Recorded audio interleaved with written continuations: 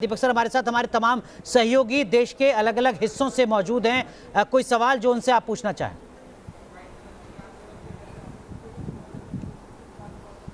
अनुराग, सबसे पहले मैं दीप्ति के पास जाना चाहूंगा और समझना चाहूंगा ज्योतिरादित्य सिंधिया की टीम क्या कहती है। हाल ही में वो मध्य प्रदेश से आए हैं। हाल ही में मध्य प्रदेश में वो कांग्रेस से भारतीय जनता पार्टी में आए हैं। हालांकि उनकी दादी राजमाता विजय राजे सिंधिया, उन्होंने पार्टी को अनंत काल तक फंड किया है। बीजेपी और जनसंघ अगर खड़ा हुआ था तो सिंधिया राजघराने के पैसे से खड़ा हुआ था। अब ज्योतिरादित्य सिंधिया की वापसी हुई है, घर वापसी कहूंगा मैं इसे। दीप्ति, आपको क्या लगता है, ज्योतिरादित्य सिंधिया श्योर शॉट मंत्री बनने वाले हैं?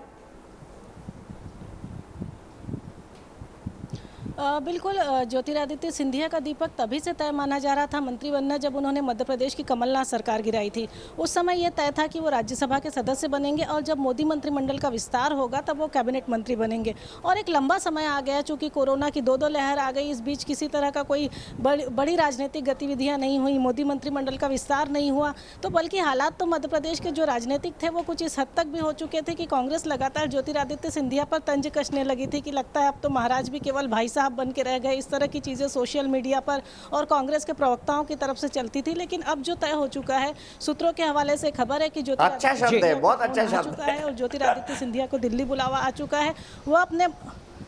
वो मध्य प्रदेश का दौरा छोड़कर निकल चुके हैं। मध्य प्रदेश के दौरे पे थे वो 4 दिन के, और अब वो आज दोपहर 3:30 बजे की फ्लाइट लेके इंदौर से दिल्ली के लिए रवाना हो रहे हैं। दीपक सर, हमारे साथ आलोक पांडे भी जुड़ चुके हैं लखनऊ से, उनका भी आप रुख कर सकते हैं। लेकिन उससे पहले नारायण राणे और ज्योतिरादित्य सिंधिया, जिनको लेकर सवाल आपने किया, उनके रिएक्शन सामने आए। ज्योतिरादित्य सिंधिया और नारायण राणे के रिएक्शन सर सामने आ गए, जरा एक बार पहले वो दिखा देते हैं। आज मेरा सौभाग्य है कि हमारे महाकाल मंदिर में दर्शन करने का सौभाग्य मुझे मिला।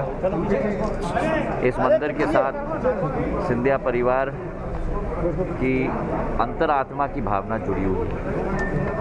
जब मैं उज्जैन आता हूँ तो महाकाल के दरबार में भोग लगाना हमारा धर्म और दायित्व दोनों है।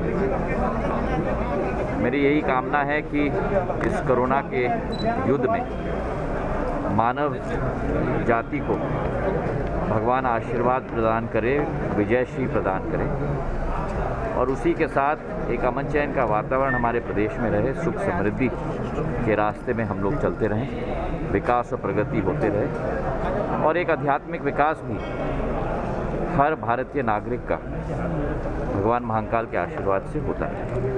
आज दिल्ली से बुलावा आ गया है सर, कितनी बजे तक निकलना है और क्या यहाँ से मैं जा रहा हूँ कई जगह श्रद्धांजलि अर्पित करने के लिए। फिर बीजेपी कार्यालय भी मैं जा रहा हूँ, 2-3 लोगों के यहाँ भी जा रहा हूँ, और ऐसा ही विस्तृत दौरा।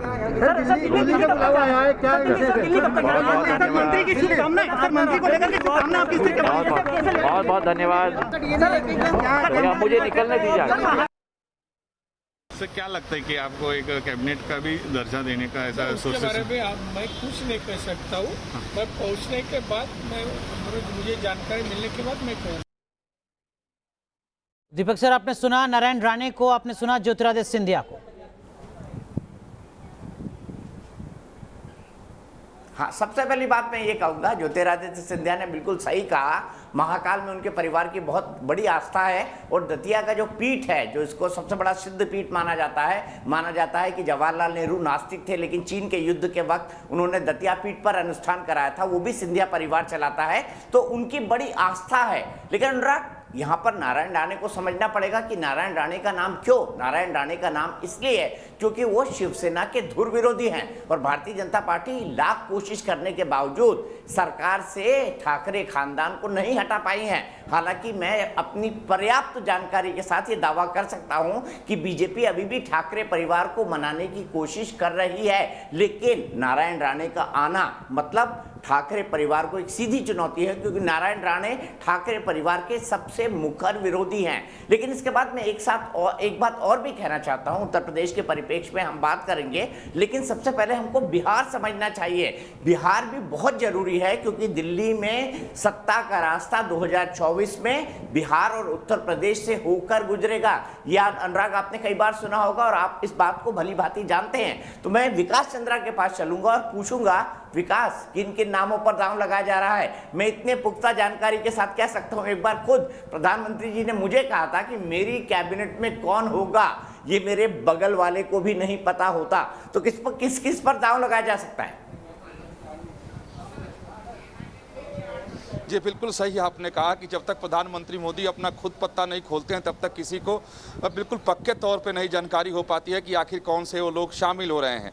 जो बातें सामने आ रही हैं उसके मुताबिक, जो आपने भी पहले चर्चा हो रही थी तो बताया कि युवा चेहरे इसमें इस बार काफ़ी देखने को मिल सकते हैं। फिलहाल जो अगर युवा चेहरों की अगर हम बात करते हैं, ज्योतिरादित्य सिंधिया खुद युवा हैं।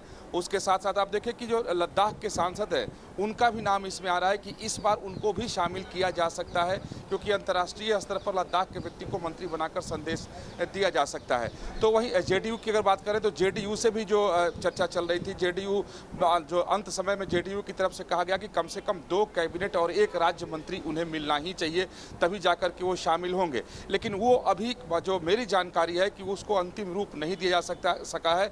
हालांकि आरसीपी सिंह और ललन सिंह का नाम इसमें अभी चल रहा है। उसके साथ साथ राकेश सिंह जो मध्य प्रदेश से हैं उनका भी नाम इसमें चल रहा है।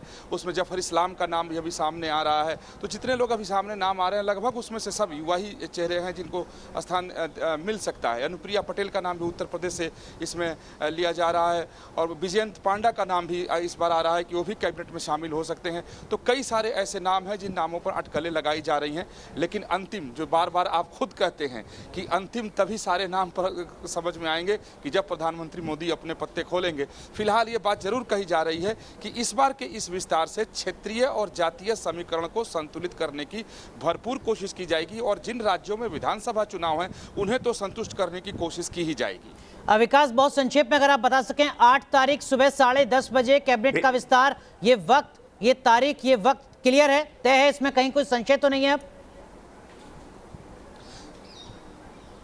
जी अब तक जो जानकारी मिली है उसके मुताबिक 8 तारीख को गुरुवार का दिन है और उस दिन शुभ मुहूर्त है 10:30 से लेकर के और 11:15 के बीच, यानी 11:45 के बीच में।